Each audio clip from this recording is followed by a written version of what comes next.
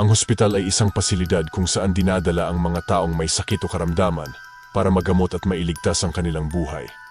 Ngunit bukod dito, ang hospital ay siya ring saksi at kadalasang lugar kung saan nalalagutan ng buhay ang ilang mga pasyente. Sa tahimik na pasilyo ng mga hospital ay karaniwang nagtatago ang madilim na lihim at kababalaghan. Kaya naman sa videong ito ay ating masisilayan ang mga nakakatakot na pangyayaring nakuhanan ng kamera sa loob ng mga hospital. Kaya't simulan na natin. Ngunit bago yan, kung bago ka pa lang dito sa ating channel at interesado ka sa ganitong mga content na tumatalakay sa siyensya, discovery, conspiracy, kakaibang pangyayari, katatakutan at iba pa, ay pakipindot mo na din ang subscribe at bell button para lagi kang updated sa mga bagong uploads ko. Maraming salamat po. Ang pagsapi sa may pasilyo. Makikita sa videong ito ang isang babaeng simpleng nakahiga sa isang hospital bed. Ito ay kuha ng isang lalaking itago na lang natin sa pangalang Paul sa isang ospital sa Paris. Siya ay nagpunta sa hospital para lang bisitahin ang kaniyang girlfriend. Pero ilang sandali ay napalitan ng takot ang pag-aalala at kaniyang ikinagulat ang sumunod na pangyayari. Sa katabing kwarto, isang garalgal na boses ng isang babaeng tila sinaniban ng demonyo ang kumuha sa kanilang atensyon. Panoorin ang video. Bukod sa panlalait at masasamang salita na binitawan ng babae, ay para bang isinusumpa nitong sila ay mamatay ng walang dahilan na lalong nagdala ng kilabot. Kagagawan nga kaya ito ng isang masamang espiritong sumanib sa katawan ng babae? O talagang matindi lang ang galit nito? Ang hindi matahimik.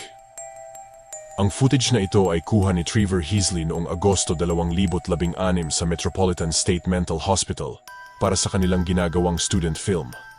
Ang pasilidad na ito ay binuksan noong taong 1930 upang dito gamutin ang mga kabataang mayroong mental illness o salit sa pag-iisip. Noong 1978, isang pasyente na nagngangalang Melvin Wilson ang kumitil sa buhay ng kapwa pasyente nito na nagngangalang Anna Davey. Kanyang ibinaon sa 3 hukay ang hiwa-hiwalay na katawan ng dalaga at itinago ang 7 ngipin ng kanyang biktima sa hindi malamang dahilan. Habang nag-shooting ang crew sa hallway ng hospital, makikita sa isang eksena habang naglalakad ang 2 aktor ay maaaninag ang isang tila imahe ng tao na mayroong suot na hospital gown. Pagmasdang mabuti,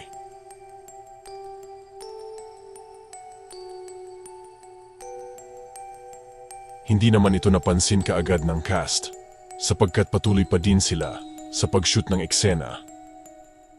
Ito na kaya ang hindi matahimik na kaluluwa ng namatay na pasyenteng si Anna. Haunted wheelchair. Ang videong ito ay kuha mula sa isang CCTV footage ng isang madilim na hospital corridor. At maya-maya sa hindi maipaliwanag na dahilan ay gumalaw ang isang wheelchair habang walang tao o kahit sino man na nagtutulak dito. Mapapansin din kung paano nito iniwasan ang pader at sundan ang daan na para bang mayroong elementong hindi nakikita ng mata na nagmamaniobra dito. Nakapagtataka dahil kung iisipin ay hindi naman mahangin sa loob ng hospital. At hindi rin pababa ang sahig na kinatatayuan nito.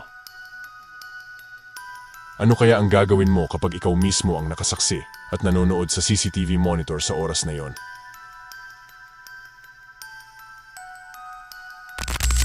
Mag-isa sa dilim. Ang video na ito ay kuha mula naman sa isang Russian mental hospital sa Siberia. Dito ay makikita ang di umano isang pasyente na nakasuot ng puting hospital gown at kapansin-pansin na halos putot balat na lang siya habang mag-isa sa madilim at lumang kwarto ng hospital. Nakakaawa na may halong takot ang makita ang isang tao sa ganitong kalagayan. Kumbaga imbes na gumaling siya sa kanyang mental disorder, ay marahil ay mas lalo pa itong lumalala. Maya-maya mapapansing hindi ito mapakali at biglang nagwawala. Makikita rin sa video na tila tinanggal nito ang kanyang damit. Habang unti-unting nawawala sa madilim na sulok ng kwarto, madidinig din ang nakakakilabot nitong sigaw na, para bang hindi galing sa isang tao, kasabay ng malakas na pagtulak sa kama nito na siyang dahilan ng pagkaputol ng recording. Normal nga ba ito o isang tunay na kaso ng demonic possession? Ano sa tingin nyo? Ang kaluluwa ni Doktor. Madami sa atin ang talagang napamahal na sa ating mga trabaho. Ito marahil ang dahilan kung bakit kahit patay na ay namamalagi pa din ang kaluluwa ng isang doktor sa hospital na kanyang dating pinagtatrabahuan. Ang footage na ito ay kuha mula sa Honduras School Hospital University. Sa hospital di umano na ito, nagpakamatay ang isang doktor matapos imbestigahan at questionin ang kanyang pamamaraan ng pangagamot. Ang video ay nagpapakita ng mga walang laman na stretcher na nakahanay sa koridor ng hospital. Maya-maya ay makikita ang isang misteryosong hugis ang gumagalaw mula sa likod ng isang pinto at naglalakad patungo sa gitna ng pasilyo. Ito marahil ang dahilan ng mga hindi maipaliwanag na pagkislap ng mga ilaw sa loob ng mga kwarto ng mga pasyente.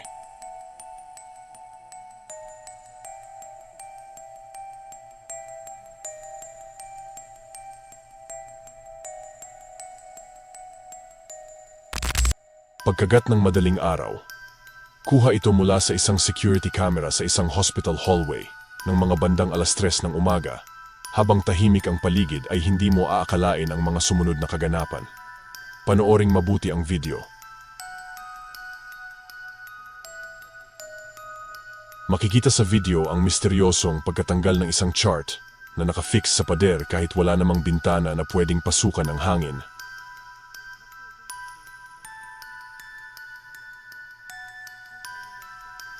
Maya-maya pa ay bayolenteng gumalaw din ang upuan at tila ba may malakas na puwersang humatak dito.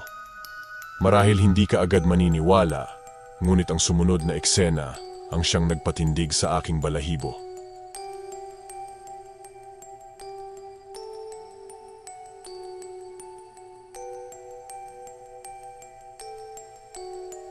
Kaparehong pangyayari din ang nakunan mula sa loob ng isang hospital sa Chile.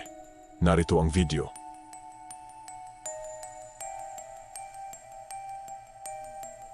Hindi mo agad mapapansin, ngunit bago ang nakakatakot na pangyayari, ay mistulang mayroong isang aparisyon na makikita sa bintana.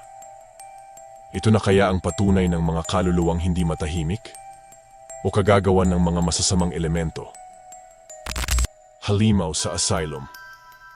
Habang nililibot ng explorer na si John Edmonds ang abandonandong Overbrook Asylum sa Essex County Hospital noong 2013, isang kakaibang nilalang ang kanyang nakunan sa camera.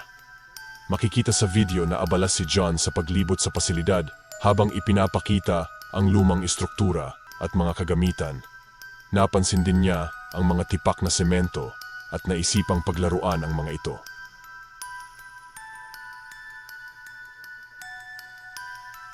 Ngunit pagkaraan ng pagbato niya sa isang banda, ay mayroong kakaibang nilalang ang kanilang nabulabog. Matapos ang kanyang pagbato, ay nagbago ang kanyang reaksyon at tila nagulat sa kaniyang nasaksihan. Makikita sa malayo ang isang nilalang na mayroong maitim na katawan at tila ba isang halimaw na mayroong 4 na paa at nagaakmang susugod papunta sa kanilang kinatatayuan. Dahil dito kumaripas ng takbo ang dalawa, ramdam ang takot sa kanilang nasaksihan. Posible kayang isa itong halimaw o dating pasyente ng asylum. Ano sa tingin mo? Ang ghost patient. May mga iba na nagsasabing walang kaluluwa ang tao pagkatapos mamatay, samantalang ang iba sa atin ay naniniwala naman sa kabilang buhay. Ang video na ito ay kuha mula sa CCTV footage ng isang Chinese hospital. Makikita ang isang babae na nakahiga sa isang stretcher at nasa huling sandali ng kanyang buhay. Nakakatakot ang sumunod na eksenang nakunan ng kamera.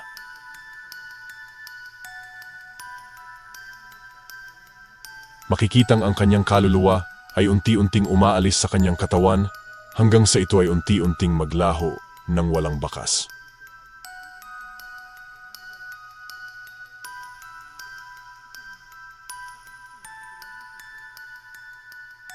Ikaw, naniniwala ka ba na ang tao ay may kaluluwa?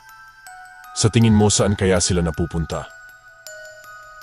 Pag-usapan natin yan sa comment section.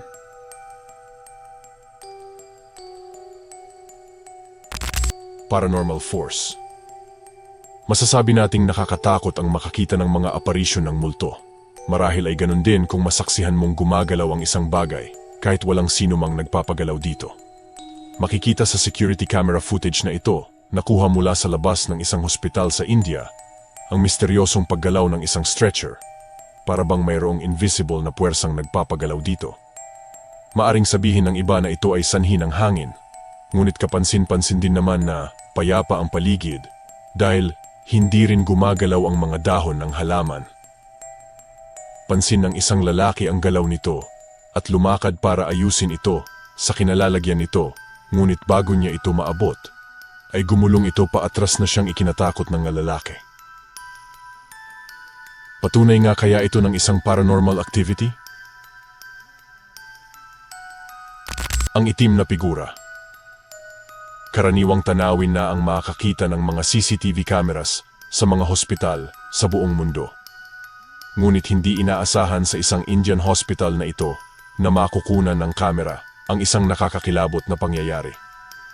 Nakalagay ang kamera sa isa sa mga pasilyo ng ospital kung saan makikita natin ang ilang tao na natutulog sa sahig.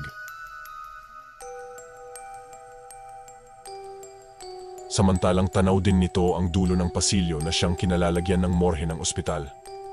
Ilang sandali pa ay biglang lumitaw ang isang itim na figura na tila hugis ng isang tao at nagsimulang dahan-dahang pumupunta sa mga natutulog. Ngunit sa loob ng ilang segundo ay nakita natin ang mabilis na paggalaw ng imahe na parang isang hangin at hindi ito napansin ng mga taong natutulog. Posible kayang ito ang isa sa kaluluwa ng mga taong nasa morgue? Ano sa tingin nyo? Ikaw, kaibigan, naniniwala ka ba na may multo sa hospital? May kakaiba ka bang engkwentro tungkol sa mga paranormal na pangyayari? Share mo naman sa comment section para malaman namin ang iyong kwento. Muli, this is Bright Owl PH and see you on my next video. Peace out.